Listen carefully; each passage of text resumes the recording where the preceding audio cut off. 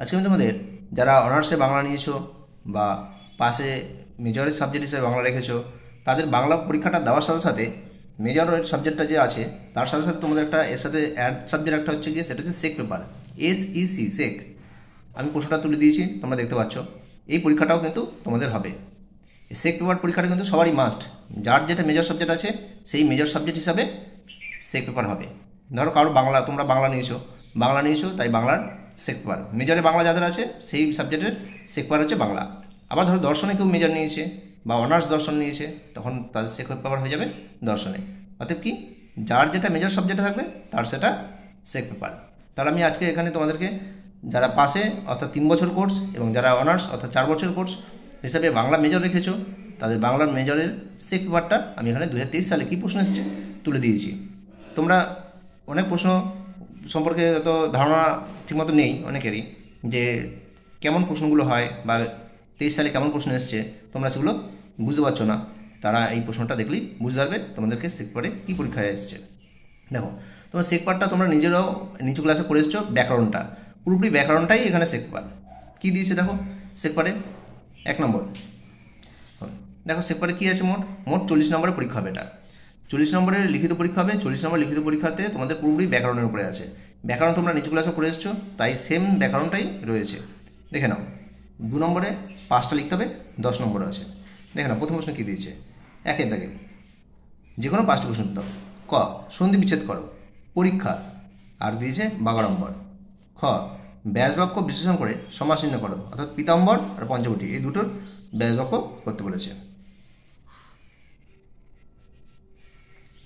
এবার দেখো, গ, নিম্নলিখিত পদটির কারক ও বিভক্তি নির্ণয় করো।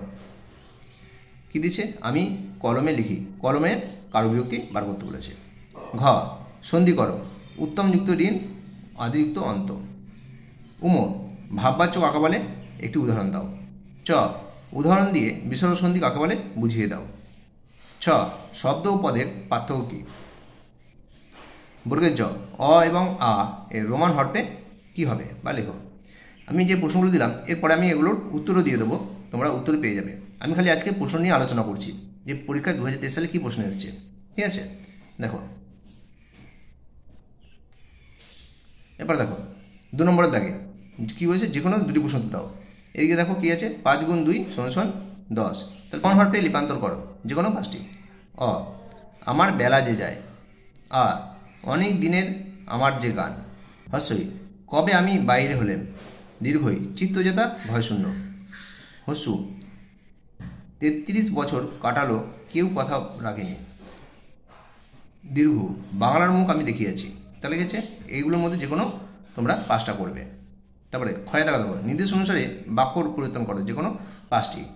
1 করে 5টা প্রশ্ন করবে, 5 নম্বর। দেখো, অ, টাকা হাতে না পেলে বর সাব্যস্ত করা যাবে না। জটিল বাক্যে রূপান্তর করতে বলেছে, এই বাক্যটা জটিল বাক্যে পরিণত করো। তারপরে আ, ইন্দ্রিয়ের যেমন ঐরাবত আমার তেমনি পদ্মা, সরল বাক্য করতে হয়। হস্যই, গান এবং ফুল সকলেই ভালোবাসে, প্রশ্নবোধক বাক্য। দীর্ঘই, সত্য সেলুকাস এই সেই বড় বিচিত্র, বিষমবোধক বাক্য। হস্যু, আমি তাকে অবিশ্বাস করি না, অস্তত্বক বাক্যে পরিণত করো। হস্যু, আমি তাকে অবিশ্বাস করি না, অস্তত্বক বাক্য। দীর্ঘ, কি ভয়ানক লড়াই হলো মাঝে, নির্দেশক বাক্য। হয়েছে, এ হচ্ছে গিয়ে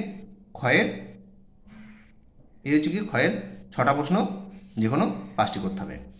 দেখো, ব্যাকরণ কাকে বলে, ব্যাকরণের গুরুত্ব সম্পর্কে আলোচনা করো। ঘ, ব্যাস বাক্য বিশ্লেষণ করে সমাস নির্ণয় করো, যে কোনো 5টি। দেখো এখানে 1 গুণ 5 মানে 5টা করবে, 1 করে 6, 5 নম্বর।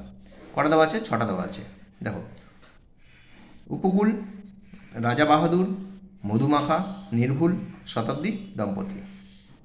এবার দেখো 3, যে কোনো 2টি প্রশ্নের উত্তর দাও।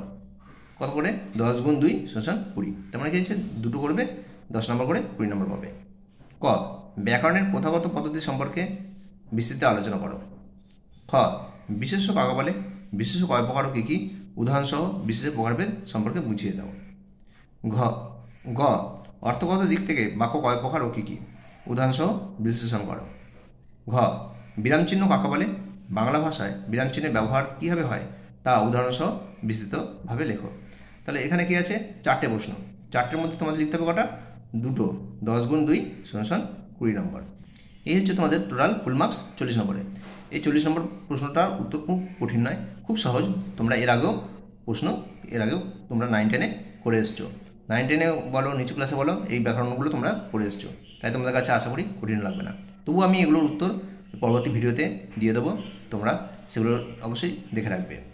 আর এটা তো অবশ্যই চ্যানেলটি সাবস্ক্রাইব করে রাখবে এবং বেল আইকনে তোমরা ক্লিক করে রাখবে, যাতে আমি ভিডিও আপলোড করলেই তোমরা সঙ্গে সঙ্গে সেগুলো দেখতে পাও এবং সেগুলো শিখতে পাও।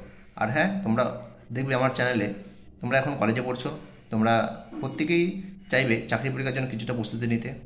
দেখবে আমি চ্যানেলে কম্পিটিটিভ পরীক্ষার কিছু টিপস দিচ্ছি, যেগুলো তোমাদের কম্পিটিটিভ অর্থাৎ চাকরি পরীক্ষার ক্ষেত্রে খুব গুরুত্বপূর্ণ। তোমরা সেগুলো শর্টকাটে কীভাবে অঙ্কগুলো করবে, 10 সেকেন্ডের মধ্যে কীভাবে অঙ্কগুলো না হবে, সেগুলো আমি সব টিপসগুলো দিয়ে দিচ্ছি। তোমরা সাবস্ক্রাইব করে রাখবে, সমস্ত জিনিসগুলোই তোমরা হাতের মুঠে পেয়ে যাবে, প্রশ্ন, সাজেশান এবং কম্পিটিটিভ পরীক্ষার প্রস্তুতিগুলো।